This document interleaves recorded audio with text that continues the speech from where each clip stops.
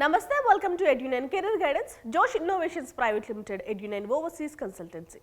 మనకి కౌన్సిలింగ్ జరుగుతుంది కదండి, నీట్ ఎగ్జామ్ అంటే ఎంబీబీఎస్ కౌన్సిలింగ్ జరుగుతుంది కదా. సో తెలంగాణ రాష్ట్రానికి సంబంధించి సెకండ్ ఫేజ్ యొక్క అప్డేట్ అయితే వచ్చింది. అంటే కాలేజ్ వైజ్ అలాట్మెంట్ ఆర్డర్స్ అయితే వచ్చాయి. ఓకేనా, మనం అలాట్మెంట్ ఆర్డర్ డౌన్లోడ్ చేసుకోవాలి అంటే యూనివర్సిటీ ఫీజు అనేది పే చేయాలి. సో పే చేసిన తర్వాత మనకి మన పేరు పైన మనకి ఏ కాలేజ్లో అలాట్మెంట్ అయ్యింది ఇవన్నీ డీటెయిల్స్తో కనిపిస్తూ ఫామ్స్ అయితే మనకి డౌన్లోడ్ అవుతాయి. ఓకేనా, అలాట్మెంట్ ఆర్డర్ అంటారు దాన్ని. సో ఇది మనకి డౌన్లోడ్ చేసుకుంటేనే ఆ సీటు మీ పేరు పైన ఫ్రీజ్ అవుతుంది. ఓకేనా, యూనివర్సిటీ ఫీజు పే చేయకపోతే కనుక అదైతే మనకి డౌన్లోడ్ అవ్వదు. సో కాలేజ్ వైజ్ అంటే కాలేజ్ వైజ్ మీకు తెలుసు కదా, ఫస్ట్ ఉస్మానియా, తర్వాత ఏ కాలేజ్ ఉంటే ఆ కాలేజ్ వైజ్ అయితే మనకి అలాట్మెంట్ ఎవరెవరికి ఏ కేటగిరీ, మనకు అన్ని కేటగిరీస్ కనిపిస్తాయండి.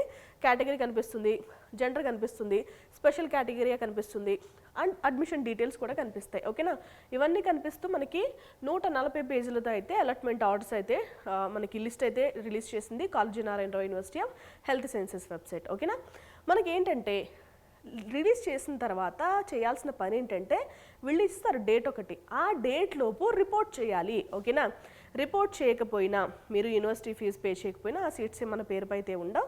సో ఇప్పుడు ఉస్మానియా మెడికల్ కాలేజ్ మనకి హైదరాబాద్లో ఉంది కదా, ఈ కాలేజ్కి అలాట్ అయిన వాళ్ళు వీళ్ళు.